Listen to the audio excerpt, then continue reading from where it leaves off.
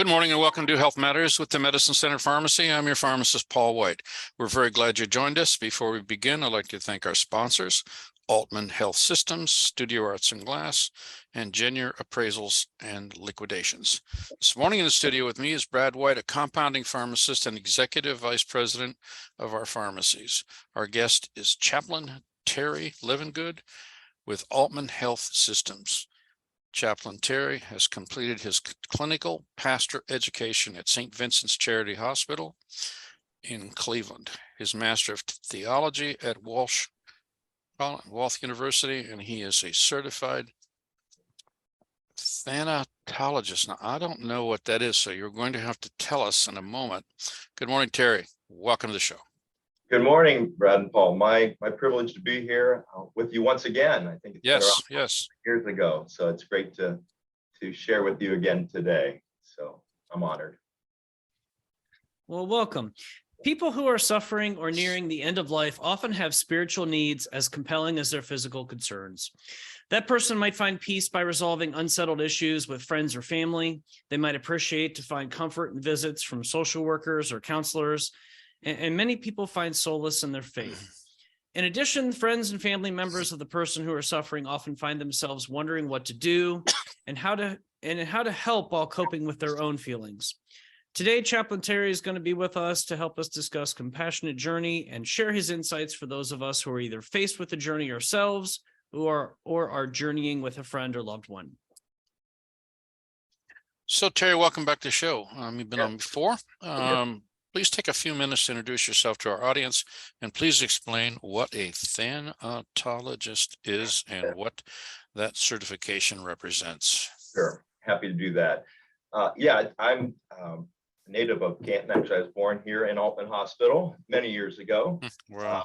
And so I will be here 17 years in February as a chaplain, lead chaplain, and it's my privilege to be part of this great effort that we have here at Altman. At Altman, we know that it's not just the physical needs of the patient, but the whole person that we want to focus on, physically, emotionally, and spiritually. So those are, meeting the needs of the whole person is imperative.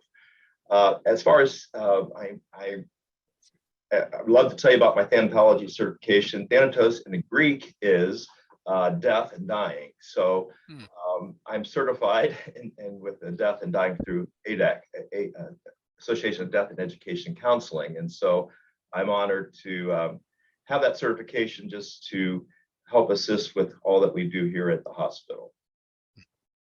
So, Terry, explain to our listeners how we journey with a suffering person. That's a good question, Paul. It's easier said than done. First of all, I know we've come a long way in the healthcare setting. One of my favorite movies to watch is Robin Williams and Patch Adams. And I think it shows how in the early 70s, things were a little different in the healthcare setting. It was more of a sterile environment. I know hospice didn't start until the late 60s. And we've been dying a long time, but it started in England with Mrs. Sanders. But we've come a long way. There's some horror stories that we know as far as what happened years ago. My former colleague and friend doesn't mind me telling this story, but her 4-year-old brother was dying, actively dying, 1970 up in Cleveland. And it came time for visiting hours to be over. All of them, mom, dad, all of them were ordered or forced to leave, go to the hotel where their loved one, this little 4-year-old, died by himself. I think none of our listeners would put up with that now. I would take the IVs out, I would do whatever and go let him die in my arms in the parking lot. I know years ago I had an employee, I prefaced that she was Employee of the Year not too long ago, another one of my colleagues here at Altman, and a man was in his early 40s actively dying. And he was not allowed to have his 12-year-old and 13-year-old son to say goodbye. And, he went, he was there, and this nurse knew that. She stuck him in a cart, covered the cart up, and took him in, and said their goodbyes. And it's just that's how it was. And I'm not saying that critically of the healthcare system that was back there, but we've come a long way. Thankfully, we've come a long way. We've been through a lot with COVID. It was a war zone. In fact, I sort of had some PTSD yesterday as I went back into the medical intensive care unit, and I saw 3 rooms in isolation with COVID, and you have a big old red plus sign indicating that the IV poles are hanging outside by the door with the long tubes going to the patients. So it's easier to administer the IVs. But I just left the room of a patient standing at a sealed door of one of our patients there, and the family, I wanted me to have prayer with them. And so, everybody comes to the table and, you ask the question, how do we journey with the suffering person? Everyone's different. Everyone has their own lives and dislikes, and some are dysfunctional. And so when we come to them, we have to look at each person differently. And so we try to be there for them and help them. It's no longer the patient on our oncology floor, just referred to as the patient in room 52, or the depressed teenager after having scars from attempts of cutting or suicidal attempts. But it's more than just one more pill. It's meeting them and talking to them and hearing their story and hopefully helping them to connect. Whatever the suffering may be, it's imperative to meet the suffering person where they are, regardless of their faith, situation, or belief systems. And so that's how I try. I don't know if that's answering your question, Paul, but we try to meet their needs where they are. Interesting. So how do you help a patient and family members connect during the last few months or weeks of their journey? Elizabeth Kubler-Ross had the 5 stages of grief, and sadness, denial, acceptance. And you go into a room with maybe 5 family members there. You have the family member maybe in the corner there and angry. You might have the patient really accepting it all, and the wife, no, you're a fighter. You've got to do this. And so, we try to hear their story.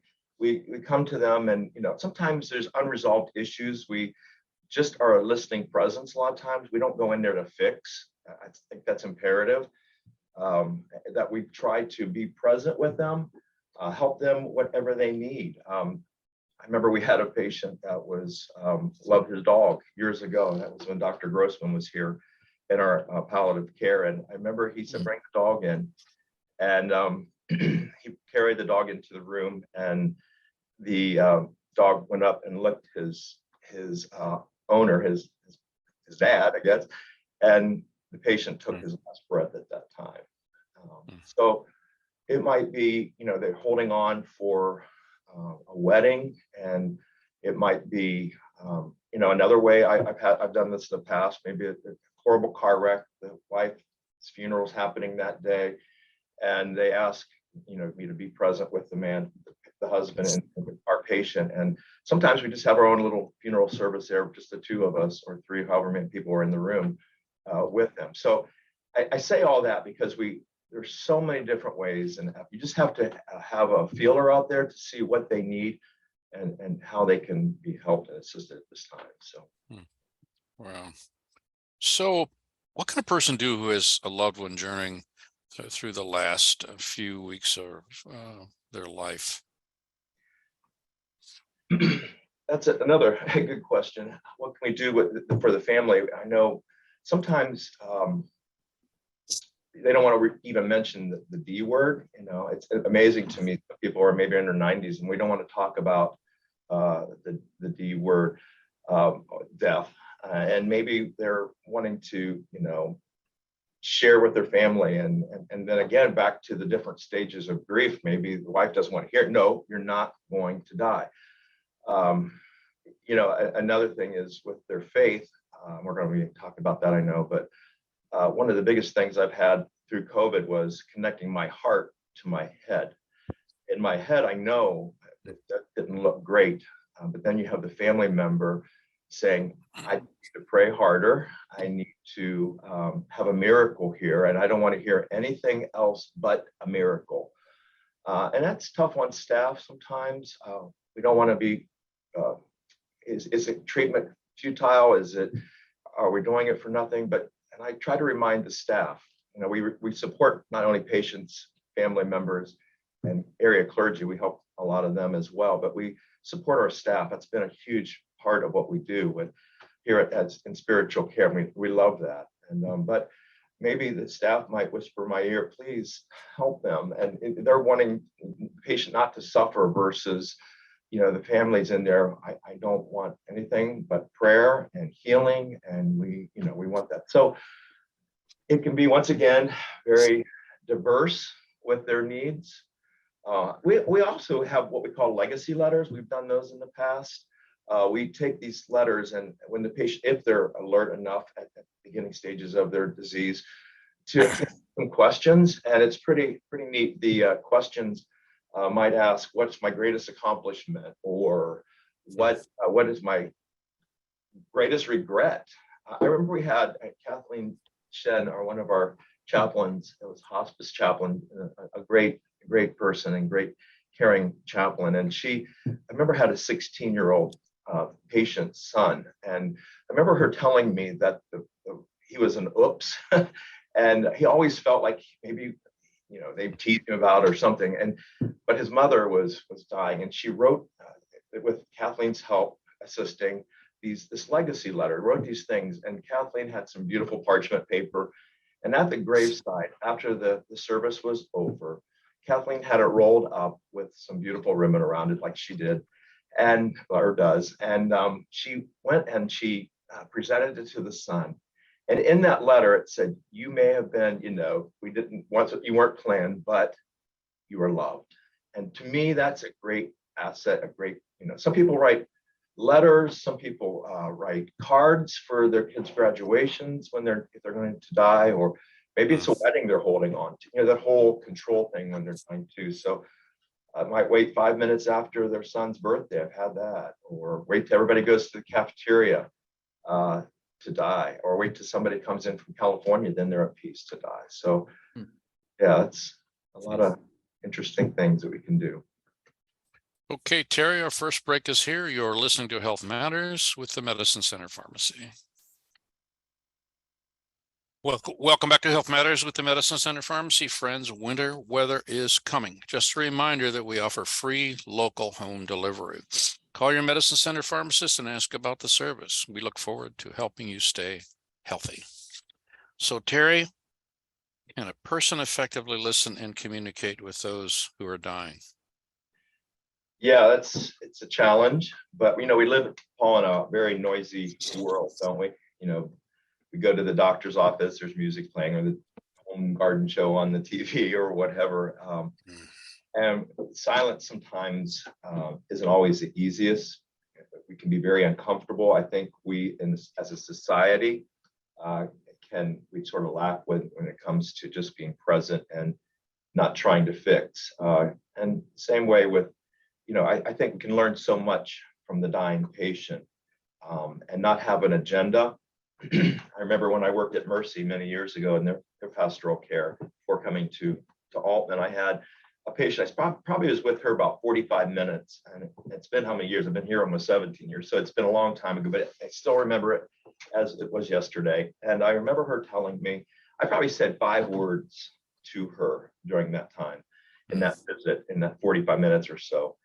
And her question was this. She said she was Protestant, and her first husband died. She married a Jewish gentleman, and he died, but she had converted to Judaism. And her question for me was, should I convert back to being a Protestant? Wow. I didn't answer nay or yay. I just listened. And it was interesting because at the end of that conversation, she looked at me, she said, "Thank you. You were so helpful." How was I helpful if I didn't say much? I think sometimes just hearing them and letting them speak, and not try to, once again, I mentioned it earlier, not try to fix the patient. And sometimes it's turning the question around. Sometimes they might slam their hand on their side table, or the wife. I remember many times I'm doing it. Why is God doing this to my husband? The whole, why does bad stuff happen to good people question? And a lot of times I don't have the answer. I used to teach in the college here at Altman, and one of my classes I taught was world religion or spiritual care. And one of the assignments was to create for the students to create a spiritual assessment tool, a little acronym that had, maybe it spelled out heart or whatever, love or whatever. And each letter meant for them to go in. And we went into the simulation lab here at the college, and I'm on the ethics committee here as well, and deal with ethical consults and dilemmas that we face. And there can be many, and as you can imagine. But I would hand them an ethical consult and say, okay, I'm the patient. I jump in the bed. It's a simulation lab. Let's talk. And one of the things I tried to teach them was how to throw the question back at them, not to, they wanted to run down the hallway like we all do. Sometimes, as I was this morning with that one gentleman, I didn't have all the answers. And sometimes inside you're running far away, but just hold on and be present, I think is important. There's another story. I'm full of stories here today, but I remember in our old medical intensive care unit, I went to the patient and I heard her story. It's important to know their story.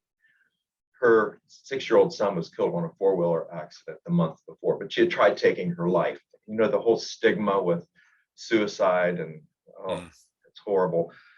But, and I remember looking at her, and sometimes with the religious, there are cliches or and I am religious, but sometimes we don't know what to do. And so we're just going to say, God knows best, or, well, this patient thought I was going to say that. And I went in, I called her by name, gave her my little spiel. I'm Chaplain Terry. I'm here to help journey with you emotionally and spiritually. How can I help you? Right away. She didn't say a word, actually. This wall went up. It's like, you don't even go there. And I simply said these words to her. I said, called her by name. And I said, I'm not here to preach at you. I'm here to wallow in the mud with you, because your little boy dying last month sucks. I've had patients or family members say, thank you for saying sucks, because it does. Sunday I was called in, I was on call. We take shifts of on call. 4 of us take a week at a time in the evenings and the weekends for emergent needs. And I have we always try to, I benchmark with my colleague. We have 4 of us, Chaplain Joe Camper, Chaplain Jamie Gump, and 5, actually, count Kathleen, who's casual, and Daryl Mace, who spoke well last week with you. But we try to benchmark, how can we help support each other? Did I say the right things? So I said this to the daughter of a 54-year-old that was dying, that I was called in to pray on Sunday. And I said, this is such a sacred moment that you're in, and I would encourage you to share your heart. She said, I don't know what's so sacred about this. I'm like, oh, wow. I love honesty like that. And I'm like, good point. It does suck. She said, yeah, it does suck. And I just simply said, I see the tears. I see you sharing your heart. That's what I mean by sacred moment. So anyway, yeah. Okay. What's your definition of faith? Well, to me, faith is believing in something, even though you cannot see or touch. I believe that everyone is spiritual, not necessarily religious. Many times they go hand in hand. Spirituality can mean what gives you meaning, what gives you hope.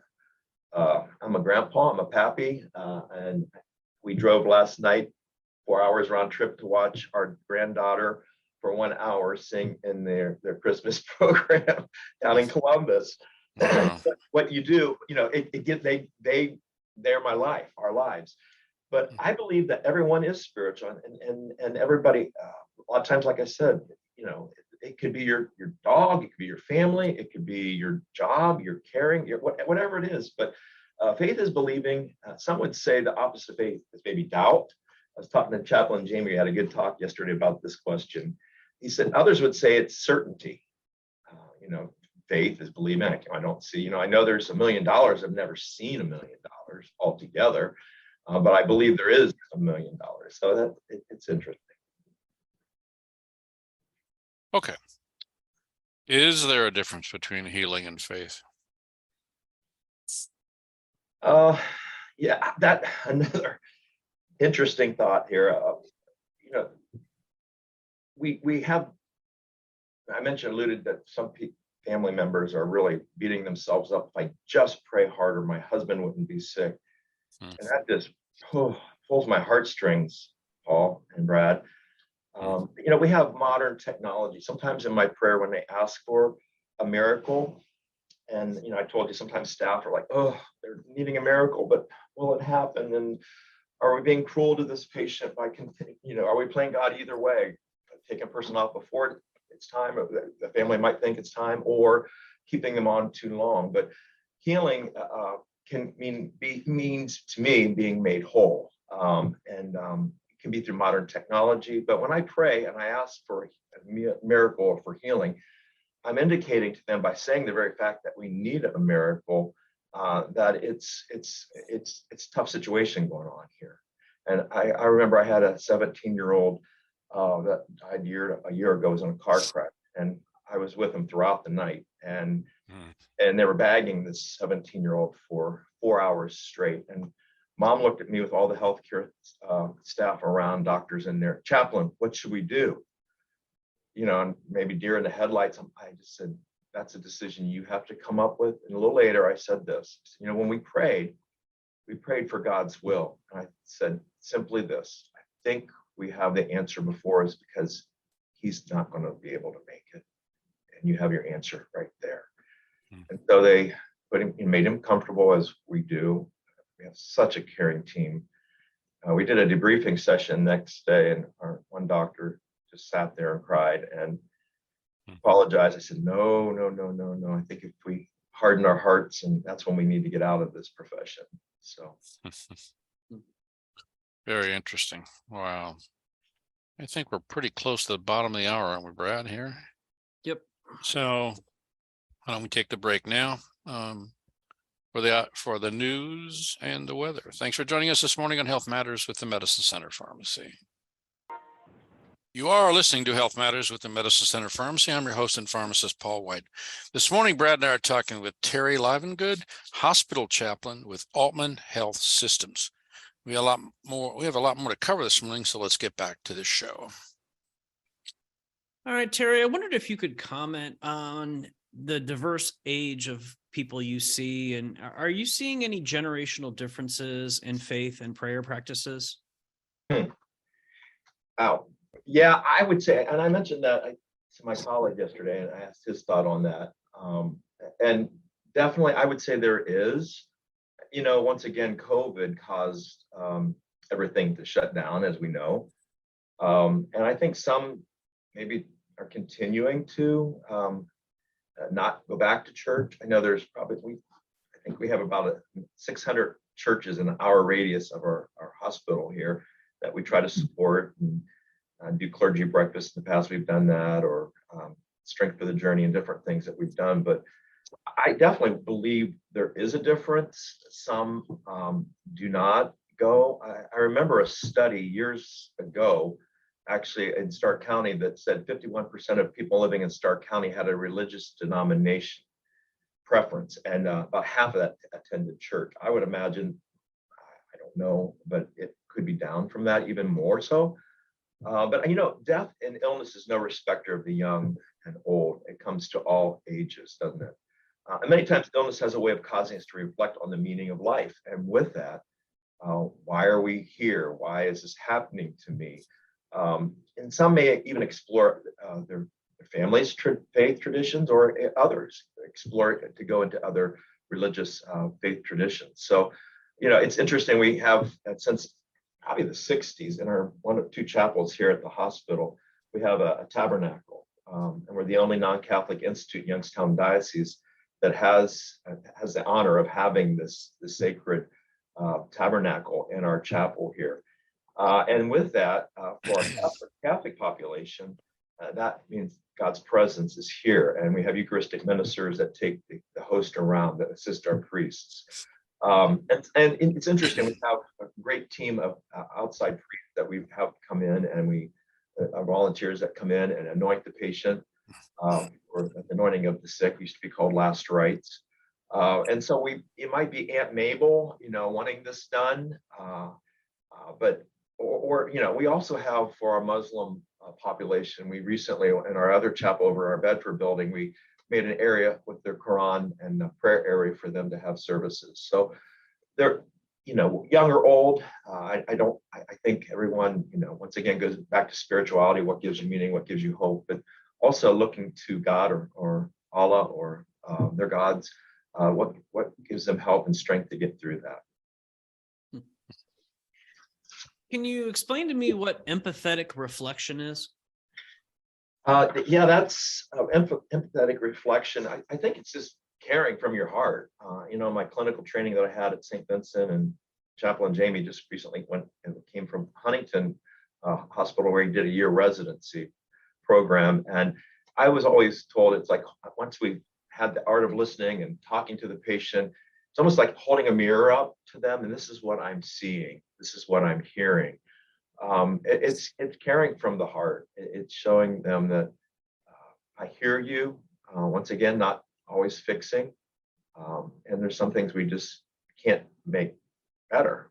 But what to me is so cool is, especially those of faith, that we can let them know that there's hope with their faith. This isn't the final chapter in this life, and so it's just important to be able to help them hear that and see that maybe from a third person. When you're faced with a situation where you've got a loved one that's, going through a difficult time, or maybe there's a time where the end is in sight, can you give us any advice on maybe what we should say or shouldn't say? I think we've all had that experience where we've been with someone and they say something and you think, I can't believe they just said that. But I know we all deal with things in a different way. So I guess I wondered if you had any comments on being in that moment and thinking about what's going through your mind. With staff, sometimes they've expressed to me when we've talked, it's been neat trying to support them, as I mentioned, and our administration is doing everything they can to support. And they give me a snack cart to take around. And, it's just, chips or cookies or candy or whatever. And it's interesting because when I give them a chip, sometimes I've seen them just start crying because it opens the door for me to say, okay, how are you? Mhm.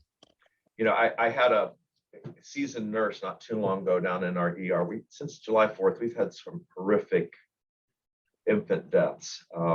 It's just beyond knowing how that they keep the team's wonderful down there in our hospital, or in NICU and labor and delivery. We have sometimes when it's happy up there, it's happy, but when it's sad, it's really sad. But I remember Jamie and I, we have what we call a code lavender team, and I'm going to express more on that, what we do with that. But after that, I went out to the floor. We said, okay, who's been impacted by this stuff? We want to put our prayers to action and go out and to talk to them. And I remember this seasoned nurse, she's a teacher actually with Stark State, and she had her student next to her. We went out and I said, how are you doing? Oh, I'm fine. And we just stood there. Okay, are you? Then the tears came. Not that we try to do that, but how are you seriously? And I think it opened the gate for her, instead of saying, no, God knows best. I alluded earlier about the religious cliches that a person can say, don't doubt God. God knows best. God needed an angel. I just want to scream when I hear that sometimes, because what they really need, and I've had it said to me when I've had a family die or a loved one die, well, they're in heaven, but they're not here. My brother was 20 years old. It's like, but he's not here. Is that all you have to give me? I wanted to say, but I think sometimes just saying I'm sorry, I really listen, or putting your words to action. Okay, I'm out here. I'm gonna mow your yard today. I remember, I'll never forget after my brother died in 1985. Our neighbor friend came dressed up as Santa. That first Christmas, the first holidays, they're horrible. Never the same actually. But Olga came and was dressed as Santa. Made my mom and dad smile, me smile. Did it bring my brother back? No, but what does it do? It showed us that someone cared and they connected and they were reaching out to us. So yeah, Don't fix, just do, be present. I think would be the best advice. Can we do more harm than good when it comes to giving advice and directions? Yeah, probably. I think, I'm reminded of a story of what Beethoven did. Last 20 years of his life, he was deaf, and he wrote his greatest works during that time, by the way, but he had a friend that died, and his loved one was grieving terribly. And he just went into the house, didn't say a word, sat down at their piano and poured his heart into that piano. And that loved one said later, that did more for me than anything else that was done. And so I think we can do more harm than good, but I think sometimes we can be paralyzed. I mentioned about the cart, and there, some of the nurses, I'm afraid, what should I say? Or what if I do the wrong thing? I have to, before I go in each room, have to say to myself, alive and good, don't mess it up. And if I do, backtrack. Hey, I'm sorry, that was not a good question, was it? Just like the other day when I said sacred moment and had to backpedal a little bit. It's okay. It's all right. So what about are we giving up the fight to live if we talk about death? No, I don't believe that's the case. I not at all, really. It's interesting to us that the control a person has over their dying process. I alluded to that, whether they go to the cafeteria or they'll wait for a family member to come in from California, or their goal is to, I want to fight this, and I'm going to do all I can. But I would just caution us to see that where the patient is in terms of his dying, where are they with that stage? And it can change daily. It could change moment by moment. But we're really, I think, not giving up the fight, but I think we're assisting them to help in that situation where they are. Wow. Well, I'm thinking about too how overwhelming a moment like that can be, because I don't know, I'm the planner. Okay. So I'm thinking if you're dealing with a situation at someone's end of life, you're going to have legal issues. You're going to have planning issues. You're going to have funerals to think about. How do you address all these overwhelming demands at a time that you really don't want to deal with any of that? Yeah, that's, the whole making sure your affairs are in order. One thing that we really are happy when a family member, a patient, can have their power of attorney, durable power of attorney for healthcare, or their living wills completed. This is really imperative, especially if you have some dysfunction in the family. I think it helps give control once again to the family, to the patient, and letting the family know this is my wishes. You can assign certain agents on that living will or power of attorney. You can do one or the other or both. The living will is basically saying, if I'm permanently unconscious and there's no hope of meaningful recovery, and two doctors agree, then to not put me on, and you can be specific with some of those requests in there, not on a feeding tube, don't keep me on a ventilator. And that causes some confusion when a patient has, the living will, and they put a patient on the ventilator. Well, you didn't want that. Well, sometimes just maybe to see where they are, to get a clear picture of their health situation. But the whole thing with next of kin, the next of kin, if they don't have these documents, would be, of course, wife, children. Then, if no wife, or he or she is not available, and then it could be other family members. And part of the problem we face with ethical consults is guardianship, or where's the family? They have to search and find family members. It might be a Joe or Jane Smith here at the hospital, and we don't know where they are. And we have a great team that researches and finds out where they are. But if say, for instance, if it's up to the kids and you have 4 of them, it has to be a majority. And so, or 5 of them, doesn't matter really. But if you can have a lot of tension and really it can go to even probate, and if it's a situation where there's no resolve to that issue. So maybe getting your financial needs, make sure you have a will. It's imperative to let your kids know. I remember my daughter, who's a NICU nurse here at Altman, when she was in nursing school, I deal with a lot of things, and I said, when I'm dying and when I'm dead, I just typed something out, and it was on the counter in our kitchen, and she started crying, "Daddy, what's the matter?" I just said, "Don't do this, do this. I want this," just simple things, really. I want my wishes to be known. And so I think it's imperative to verbalize that. But, when people do that, they think, well, I'm giving up. And in all reality, I'm just wanting clarification. And I'm doing this because I love you. So. Okay, Terry, our final break is here. You're listening to Health Matters with Medicine Center Pharmacy. Welcome back to Health Matters with the Medicine Center Pharmacy. I'm your pharmacist, Paul White. Thanks for joining us this morning. Let's get back to the last segment of the show. Where are we? We are up to your next question. Ooh, I buried the sheet. Okay. All right. Okay. What resources are available to help with this journey? We have a great team here in Altman itself. I know we have awesome social workers that help, prepare them for the patient maybe to go home or to go to assisted living or what have you. We have our palliative care hospice team that helps, whether they, as Daryl mentioned last week, the hospice side of things.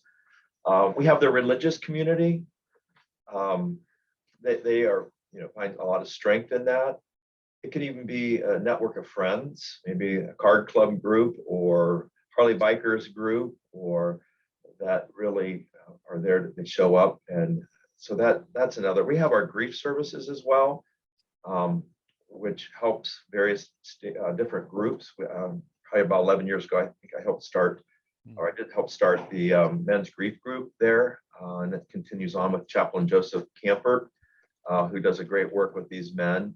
Some of them stick around for years because, it's men, we all go through it differently. Men can go through it differently, and not stereotyping, but we all have a different way of journeying through that grieving process. So, and preparing, anticipatory grief, preparing for what's around the corner for a future death. So. What advice do you have for situations when the patient is optimistic and the family is struggling with balancing that optimism against the reality of the situation? That's an interesting question. Okay. It's powerful, isn't it? Sometimes what we like to do is we'll go into the room and the nurse, great caregiver that they are, a lot of times the doctor will say, hey, this is going on. We work closely with Dr. Prochi here at the hospital, Dr. Haney, Dr. Marsh with our hospice team. But, we can get a heads up what's going on. When I went down to MI just a little bit ago, the nurse had sort of deer in the headlights situation because some things she didn't know how to handle the situation. And I'm standing there wondering how to handle it. So, but sometimes it's taking the family members away from the family member, the patient that's saying, or even dividing the family a little bit, not, taking them, talking to them one-on-one. They're worried about the kids. They're worried about the baby grandkids. And so even talking with them and sharing with them. So it comes with a lot of layers, how to be present with them, but hearing them out, once again, just sitting with them and what would be best for the patient, what would be best for mom. And so sometimes maybe they haven't been in mom's life for a while. And so then there's some guilt, or she's all that I have. And so, it's very difficult at times, but we just plug away and try to be what they need and help hear them. Maybe this is kind of a strange question, but what about individuals that you encounter the family that an individual committed suicide? Is there any sort of difference in I don't know what to use the word, is that consulting or working with the family or talking with the family compared to a health issue, which takes their life. It took their life. Oh man, there's so much layers to that as well with the grief of that. There, it can be angry, say it was selfish of those who, and I'm not saying that's the case, but that's where they are with that. We had a shooting incident here 4 or 5 years ago down in our ER, and I was called into a man took his life in our waiting area. It was horrific, Oh, yeah. horrible. And I remember down in the ER, I needed to talk to one of the staff members who was right by him when he did that. And soon they called me into our grief bereavement room in our ER and said, the wife of this patient wants to speak with you. And with that, I went in, I just squatted on the floor by her, and she's sobbing, of course, and I can't believe this happened. And he wasn't a well man. And the question came to me, is he in heaven? That with the religious, sometimes there's that, but I simply say, I'm not the judge, thankfully. And I don't know, where I can't be that judge of that person where they were. And I just simply said he wasn't well. She said, I bought him a Bible and he was reading it. And I just simply said, God is a loving God. And, I just caution, what to say, what not to say back to that question. We don't know. We don't know what caused that person to go to that. And so there's a lot of stigma with suicide in our society. And I just think, just what would you want? And there's guilt. We recently had someone, an employee, and who died. And there's guilt. There's that feeling of what should I have said, what should I not have said, and could I have been there to help? And so, I remember it's praying with them and loving them, and that's with God. So. Mm-hmm. Well, kind of tight on time, Terry. Are there any other different ways to measure the journey? I would say, hearing them and fulfilling their wishes. Some might just want to. We had a gentleman at our compassionate care center over at Woodlawn, 12-bed facility, which is phenomenal. About 11 years, I think it's going on 11 years we've had that. And he was a farmer and he loved his tractors. I think he had some antique tractors. And he went and they brought him his tractor, and he was well enough to go ride outside there in the parking lot or on the ground. Oh my gosh. Yeah, Wow. Fulfilling these wishes, being able to help them. I remember the time I had a call from my boss. She said, I need you down on the lobby right now. There was a gal there holding this big white garment bag. And her mother was actively dying up in our oncology floor. And we need you to marry them. They have their license. I'm like, okay. I say, we do weddings, we do funerals, and I saved them. And I went in and, of course, changed the names. And within a half-hour time, Grandma was in the room giving her granddaughter away with her mom being present. Tears, the staff. Those are the trophies, if you will, that people. I was asked yesterday by a staff member, how do you handle this? What do you do? I said, it's shots in our arms when we can help facilitate what they need. Maybe it's honoring them. We do a walk of honor a lot of times for an organ donation. We're highly involved with that. Work closely with Life Bank, and they do such a wonderful job saving up to 8 people's life with one individual. And I've gone into OR, and when we have a DCD case, which is not brain death, but anyway, went in there and mom's laying over her 21-year-old son from an overdose. She just wanted, in the worst kind of way, wanted some kind of meaningful outcome of his death, his dying.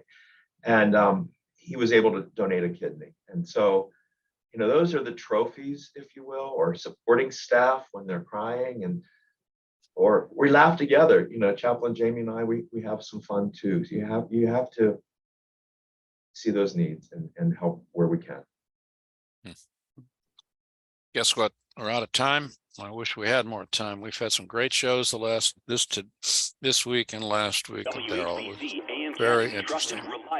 So thank you to our guest, Terry Livingood, hospice chaplain with Altman Health Systems, and I'm talking over somebody.